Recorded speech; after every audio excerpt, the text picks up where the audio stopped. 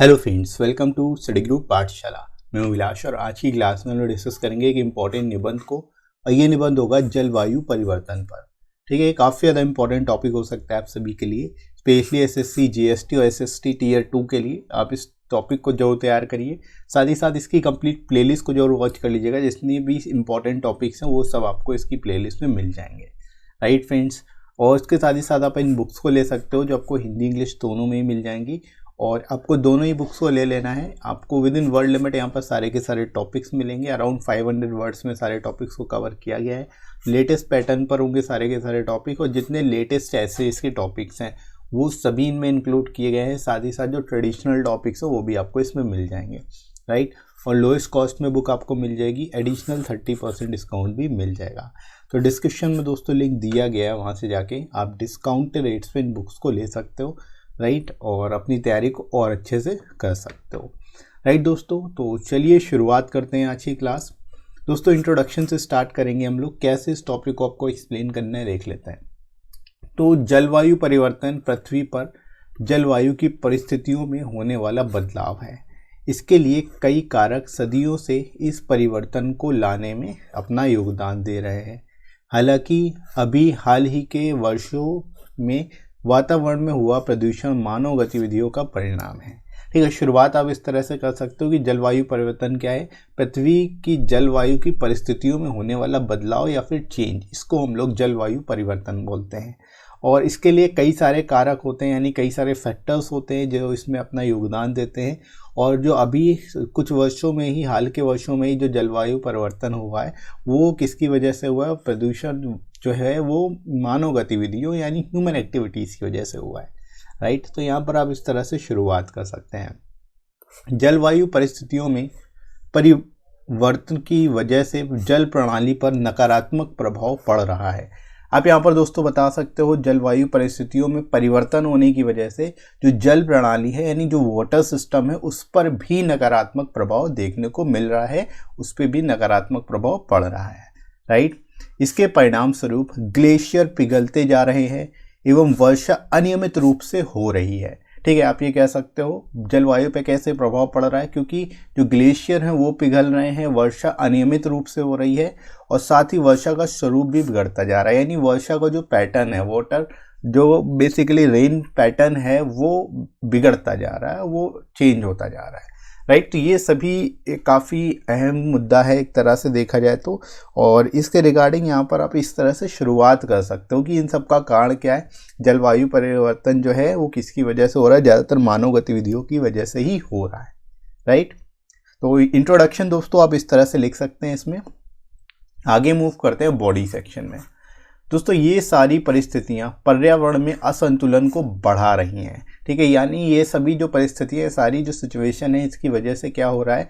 पर्यावरण में असंतुलन बढ़ रहा है। ठीक है, नए युग की तकनीकों का प्रयोग पृथ्वी पर कार्बन उत्सर्जन के दर को बढ़ा रहा है और इस प्रकार वातावरण को विपरीत रूप से प्रभावित कर रहा है। ठीक है, आप ये भी बता सकते हो कि जैसे जैसे नई टेक्नोलॉजी का उपयोग किया जा रहा है वैसे वैसे उन तकनीकी की वजह से कार्बन उत्सर्जन की दर में भी वृद्धि हो रही है। कार्बन उत्सर्जन भी तेजी से बढ़ रहा है, जिसके कारण जो वातावरण है उस पर विपरीत प्रभाव देखने को मिल रहा है, एडवर्स इफेक्ट देखने को मिल रहा है, राइट दोस्तों। तो यहाँ पर आप इस तरह से लिख सकते हो उसके रिगार्डिंग, राइट। इसके बाद देखो, पानी के चक्र में नकारात्मक बदलाव लाने में कार्बन उत्सर्जन एक महत्वपूर्ण भूमिका निभाता है। यानी जो वाटर साइकिल है उसमें काफ़ी ज़्यादा बदलाव हो रहा है, वो काफ़ी नकारात्मक बदलाव देखने को मिल रहा है। और ऐसा इस वजह से क्योंकि कार्बन उत्सर्जन काफ़ी अहम भूमिका निभा रहा है इसको लेकर के, राइट। इसका असर जलवायु परिवर्तन पर भी पड़ता है। ठीक है, कार्बन उत्सर्जन से क्या है, जलवायु पे भी काफ़ी प्रभाव पड़ता है। कार्बन उत्सर्जन क्योंकि जो कार्बन गैस होती है, कार्बन डाइऑक्साइड होती है, वो ग्लोबल वार्मिंग का एक कारक होता है। जो ग्रीन हाउस गैसेस होती है उसका एक पार्ट होता है। इस वजह से ये जो वाटर साइकिल है, पानी का चक्र है और जलवायु वो परिवर्तित करने में एक अहम भूमिका निभाता है। ठीक है, तो यहाँ पर आप इस तरह से मेंशन कर सकते हैं, इसके रिगार्डिंग बता सकते हैं, राइट दोस्तों। शोधकर्ता लगातार भविष्य में बनने वाली जलवायु की परिस्थितियों को समझने के साथ साथ जलवायु की विविध स्वरूपों का अध्ययन करते रहते हैं।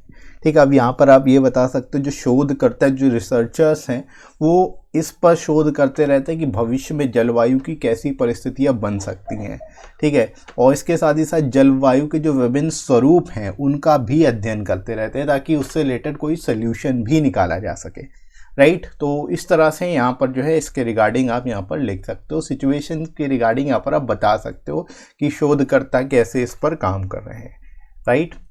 आगे दोस्तों मूव करते हैं हम लोग। जलवायु परिवर्तनों को नियंत्रित करने और धरती पर स्वस्थ वातावरण बनाए रखने के लिए धरती पर मानवीय गतिविधियों द्वारा होने वाले प्रभावों को नियंत्रित किए जाने की आवश्यकता है, ठीक है। यानी जलवायु परिवर्तन को नियंत्रित करने के लिए और धरती पर स्वस्थ वातावरण बनाए रखने के लिए हमें मानवीय गतिविधियों को कम करना होगा, या जो ऐसी गतिविधियां हैं जिनका प्रभाव बहुत ज़्यादा जलवायु पर पड़ रहा है उसको कम करने की आवश्यकता है, उसको नियंत्रित करने की आवश्यकता है, राइट। हमारे ग्रह के उत्तरी और दक्षिणी ध्रुव इसके जलवायु को नियमित करने के लिए महत्वपूर्ण है, ठीक है। यहाँ पर आप बता सकते हो जो उत्तरी यानी जो आपका नॉर्दर्न पोल है और जो साउथ पोल है, नॉर्थ पोल साउथ पोल, ये जो ध्रुव है ये भी काफ़ी जलवायु को नियमित करते हैं, नियमित करने में एक अपना अहम योगदान निभाते हैं।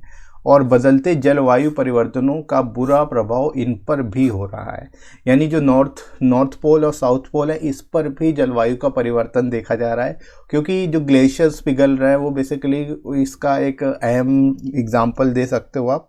तो यहाँ पर जो है जलवायु का जो यहाँ पर चेंज है, बदलाव है, वो सभी देखने को मिल रहा है, ठीक है, हर जगह पे देखने को मिल रहा है, राइट दोस्तों। तो इस तरह से यहाँ पर आप इसके रिगार्डिंग लिखोगे।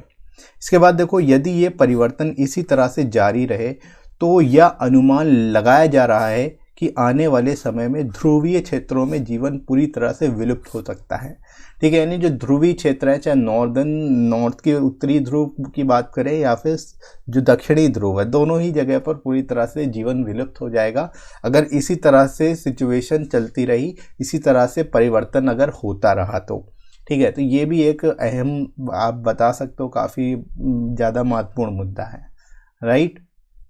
इसके बाद आगे दोस्तों बढ़ते हम लोग कंक्लूजन की ओर मूव करते हैं। जलवायु परिवर्तन ने दुनिया भर में गंभीर परिस्थितियों को जन्म दिया है।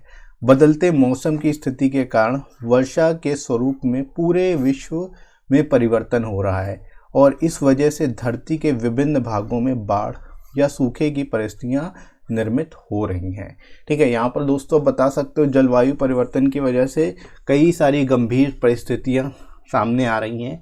बदलते मौसम की स्थिति के कारण जो है वर्षा का स्वरूप बदल रहा है, यानी जो रेनफॉल पैटर्न है वो बदलता जा रहा है, और एक तरह से जो धरती के विभिन्न भाग हैं वहाँ पे कहीं पर बाढ़ आ रही है, कहीं पर सूखा की परिस्थितियाँ बन रही है। तो ये किसकी वजह से हो रहा है? जलवायु परिवर्तन की वजह से ही हो रहा है, राइट दोस्तों। तो यहाँ पर आप इसके रिगार्डिंग लिख सकते हैं इस तरह से।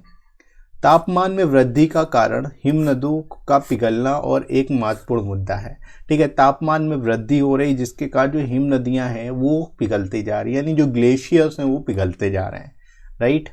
प्राकृतिक कारकों के अलावा मानवीय गतिविधियों ने भी इस परिवर्तनों में प्रमुख योगदान दिया है। जैसा कि हम लोग पहले भी डिस्कस कर चुके हैं कि जो मानवीय गतिविधियां हैं वो भी इस परिवर्तन में अहम योगदान दे रही हैं, राइट।